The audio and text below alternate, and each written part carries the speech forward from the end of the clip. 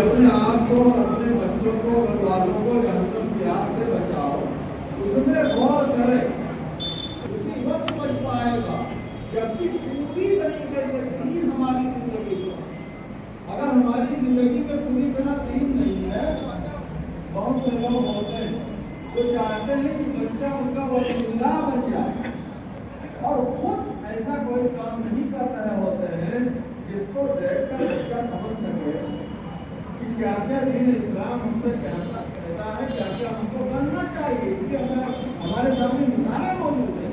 کہ بچے کو چاہتے ہیں کہ وہ اللہ بن جائے اور تم نہ نماز پڑھ رہے ہیں، نہ روزہ رکھ رہے ہیں، نہ دوسرے شاعر پر عمل کر رہے ہیں،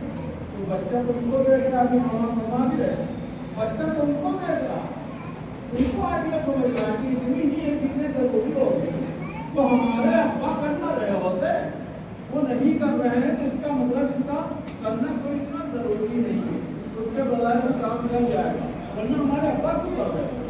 کس طرح بچہ سوچنا شروع کر رہا ہے۔ تو سب سے پہلے اپنے آپ کو سنبھالنے کے لیے یہاں ماشاء اللہ ایک مکتب موجود ہے، پروگرام دیکھ کر آپ کو اندازہ ہوا ہوگا کہ نہایت کامیاب مکتب معلوم ہوتا ہے کہ جو بچے جنہوں نے حصہ لیا، جن چیزوں کی حصہ لیا، ان کی عمر دیکھیے اور ان کا انداز دیکھیے، نعتیں پڑھنے کا، تقریریں کرنے کا، دوسری دعائیں وغیرہ پیش کرنے کا، تعجب ہوتا ہے کہ اتنی چھوٹی عمر میں کس طرح ان کو یہ سب چیزیں یاد کرائی گئی۔ تو بہت ہی مبارکباد دیتے ہیں جیسے کہ ہمارے اساتذہ ان کو بھی، اور آپ کو بھی مبارکباد دینی چاہیے، بچوں کو مبارکباد دینی چاہیے۔ آپ کو اس لیے کہ آپ نے بہرحال اپنے بچوں کو فکر کی،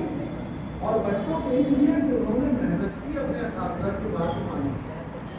لیکن اس میں میں کیا عرض کر رہا تھا کہ اپنے آپ کو بھی بچانے کی بات کہی گئی، اور یہ بچانا کیا ہے؟ ایک تو اس طرح سے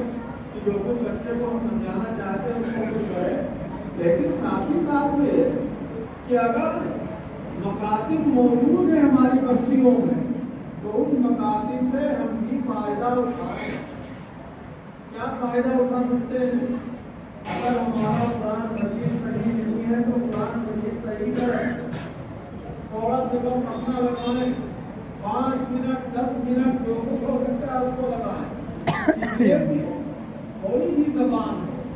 اس میں بعض ملاقاتیں ایسی ہوتی ہیں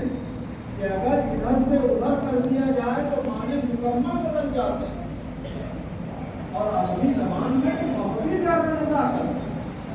اگر اس بات کی جگہ سین کہہ دیا جائے